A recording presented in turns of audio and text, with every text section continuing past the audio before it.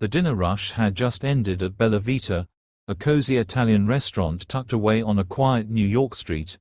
The smell of garlic, olive oil, and fresh bread still lingered in the air as Emma wiped down the last table. She was exhausted, double shift, same smile. Bills were piling up, rent was due, and her little brother's school fees were 3 weeks late. But still, she kept that smile, the one that made even the grumpiest customer leave a little lighter. Tonight, though, was different. A man had been sitting at table 9 for nearly 2 hours, alone, sipping espresso, reading something on his phone. He looked like any other businessman, though his watch probably cost more than Emma made in a year. When she walked over to ask if he wanted dessert, he looked up and smiled. "Actually, I'm trying to translate something. Do you speak Italian?" "A little," she said, brushing a strand of hair behind her ear. He turned his phone toward her. The text was long, handwritten, something old. "It's a family recipe," he said. "My grandmother wrote it, but I never learned Italian. The restaurant used to belong to her." Emma read through the messy cursive, her eyes softening. "It's not just a recipe," she said quietly. "It's a letter." "A letter?" His brows furrowed. She nodded, voice trembling a little as she translated aloud. "To whoever keeps Bella Vita alive, remember, the secret ingredient isn't in the sauce, it's in the people you feed. Cook with love, and this place will always have a soul." The man leaned back, stunned. For a moment, he said nothing, just stared at the table as though seeing it for the first time. "My grandmother used to say that," he whispered. "I thought it was just something old people said."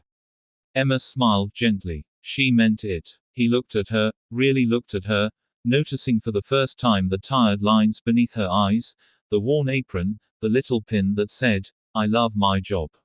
He chuckled. "You're good at this. Maybe too good. How about this? Translate it perfectly for me, and you can own this place."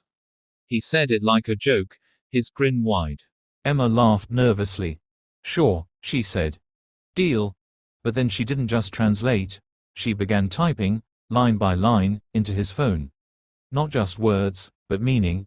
She fixed the missing phrases, caught the cultural nuances, filled in where time had faded the ink. Her voice grew softer, more emotional with each sentence. When she finished, even the bustling sounds of the kitchen seemed to quiet. The man blinked. There were tears in his eyes. "That was beautiful," he said. "I didn't do much," Emma said. "Your grandmother did." He was silent for a moment. Then he pulled out his wallet, slipped a card across the table, and said, "My name's Daniel Russo. I own this place. And 5 others. I was planning to sell this one." Emma's heart skipped. "Sell it?" "Yeah. Until tonight." He leaned forward. "You just reminded me what my grandmother built this for. Not money. Not fame. People." She tried to smile, unsure where this was going. Daniel chuckled softly. "And a deal's a deal." Emma frowned. "Wait, what?" "You translated it," he said, standing up. "Perfectly. This place is yours now." Her laugh caught in her throat. "You're joking." He handed her a signed napkin, a contract, in his messy handwriting. "Call my lawyer tomorrow. I'm serious."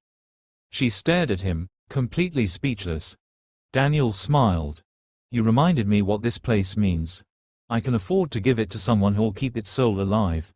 Someone who gets it." He walked out before she could say another word, the door chime ringing behind him. Emma stood frozen in the middle of the empty restaurant, holding the napkin like it was made of gold. Outside, snow had started to fall.